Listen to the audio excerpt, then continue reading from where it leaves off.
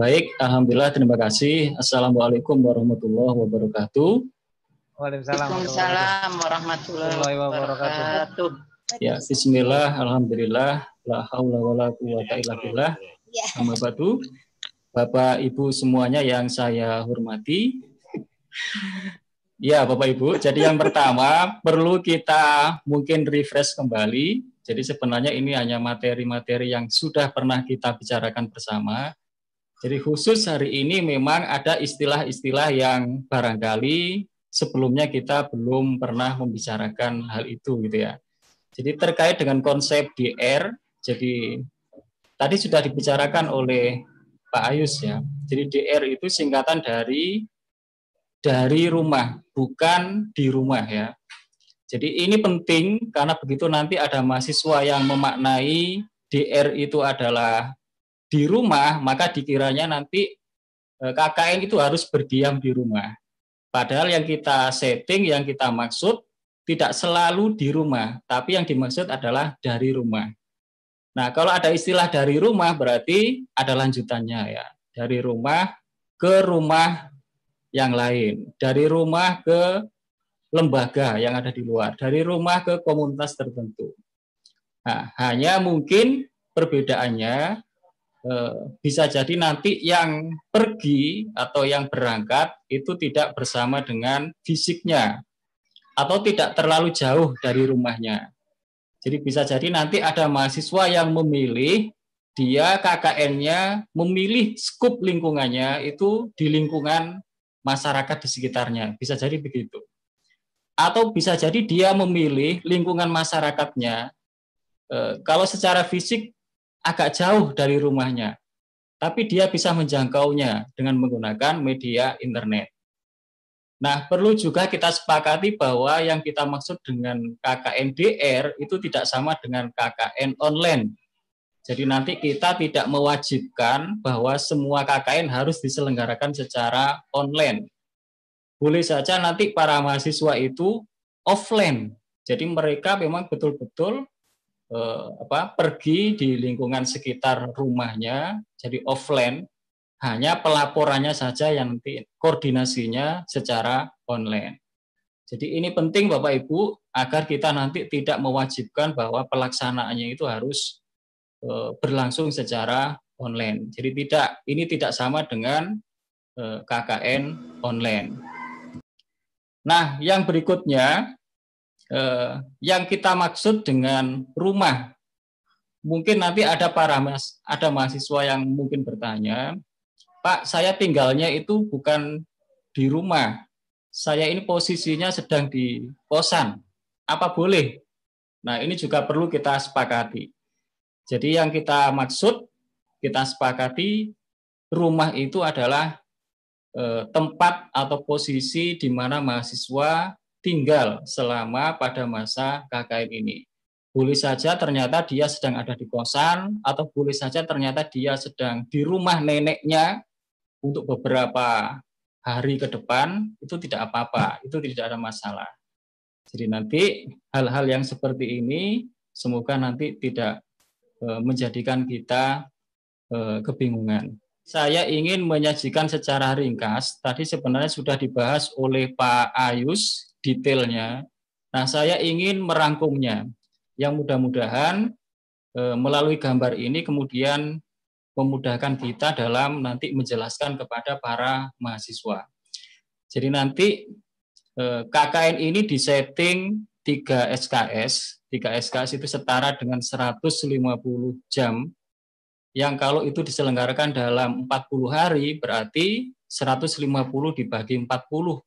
Itu sekitar 3,75. Berarti rata-rata dalam setiap harinya, nanti para mahasiswa itu harus meluangkan atau menyisihkan waktunya sekitar 3-4 jam untuk pengabdian kepada masyarakat. Dan itu nanti harus terpantau melalui DPL yang ditunjuk. Nah, adapun tahapannya, jadi secara ringkas kita membaginya menjadi 4 ya. Jadi nanti dimulai dengan refleksi sosial, kemudian perencanaan aksi, berikutnya pelaksanaan, nah yang terakhir nanti pelaporan. Jadi nanti di awal-awal hari, di 1-2 hari yang pertama itu DPL nanti membimbing, mendampingi para mahasiswa itu melakukan refleksi sosial. Jadi perenungan ya, itu dalam rangka untuk mengidentifikasi ada masalah apa di masyarakat, atau ada potensi apa di masyarakat, atau ada harapan apa di masyarakat, atau ada kebutuhan apa di masyarakat. Nah, tahapan ini adalah merupakan tahapan yang sangat penting dan barangkali nanti para mahasiswa tidak selalu mudah melakukannya. Sehingga kita berharap nanti para Bapak Ibu dosen bisa mendampingi ini secara intens, karena nanti begitu mahasiswa tidak berhasil melakukan identifikasi di awal, maka nanti mereka akan kesulitan untuk melakukan aksi-aksi berikutnya. Jadi ini mungkin tidak perlu 1 minggu ya. Jadi nanti diperkirakan sekitar 3 hari pertama itu mereka didampingi oleh para DPL melakukan refleksi sosial.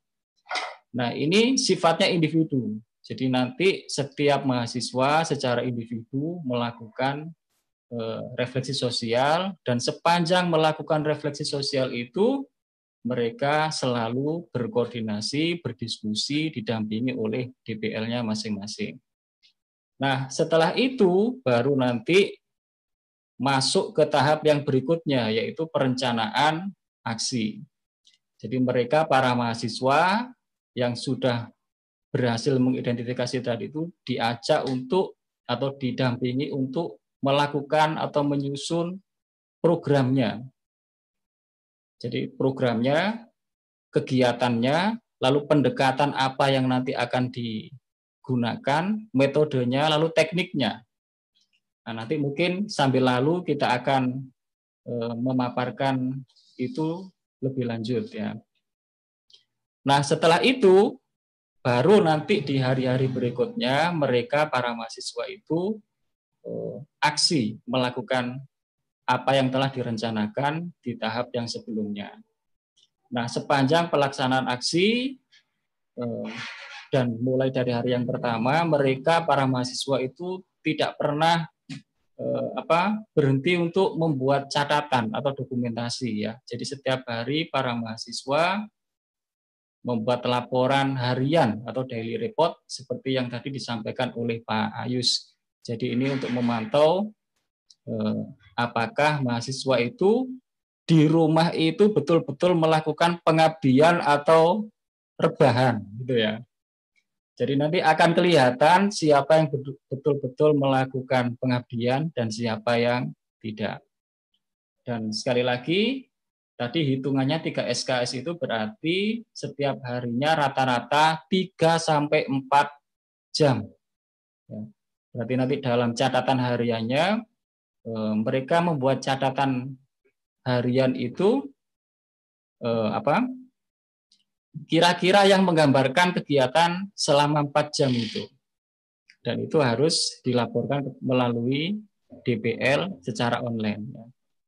Nah, setelah itu, jadi kegiatan-kegiatan yang tadi itu terekam, terdokumentasi, menjadi bahan para mahasiswa untuk membuat laporan di akhir. Jadi dalam pembuatan laporan akhir, itu tidak lepas dari apa yang tadi sudah dilaksanakan mulai dari awal sampai akhir. Jadi hasil refleksi sosial itu nanti menjadi tulisan di bab yang pertama yang berisi identifikasi masalah atau potensi atau harapan atau kebutuhan. Yang itu menjadi alasan mengapa dia pengabdiannya bentuknya seperti itu. Jadi nanti tidak ada kesan bahwa mahasiswa itu membuat sesuatu atau melakukan sesuatu yang tidak ada dasarnya. Jadi harus kita pastikan nanti bahwa apa yang mahasiswa lakukan itu adalah memang sesuai dengan masalah yang berhasil dia identifikasi, sesuai dengan potensi yang dia lihat, sesuai dengan harapan masyarakat yang dia kenali, dan sesuai dengan kebutuhan masyarakat yang dia kenali. Jadi ini bentuk kegiatannya.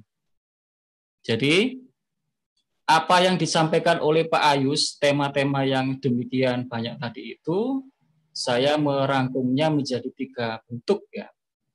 Jadi nanti mahasiswa itu bisa jadi bentuknya, bentuk kegiatannya itu memberi layanan bimbingan atau konseling kepada masyarakat.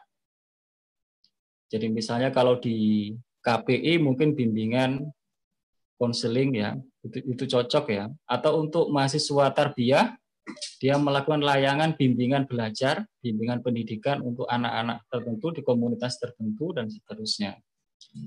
Atau membuat karya inovasi. Misalnya kalau di anak-anak biologi, mungkin membuat produk-produk kreatif untuk menanam apa dan seterusnya. Atau membuat media pembelajaran, atau membuat sebuah video yang berisi tentang pesan. Jadi pesan-pesan misalnya terkait dengan kesehatan, pendidikan, dan seterusnya. Yang itu semuanya tentu tidak lepas dari hasil identifikasi di awal tadi itu. Atau yang ketiga, nanti mahasiswa menyusun naskah akademik yang bermanfaat atau dibutuhkan oleh masyarakat.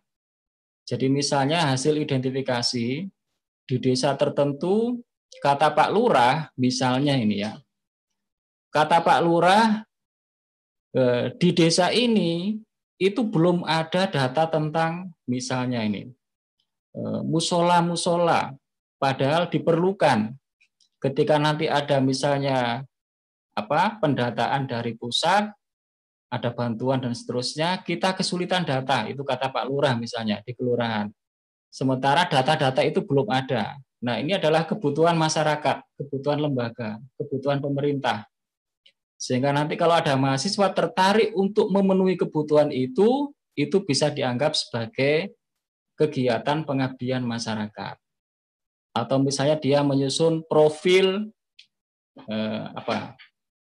profil masjid, tadi profil musola. Atau dia menyusun peta desa, misalnya, karena memang belum ada misalnya ya, peta potensi desa yang itu diperlukan oleh pihak desa.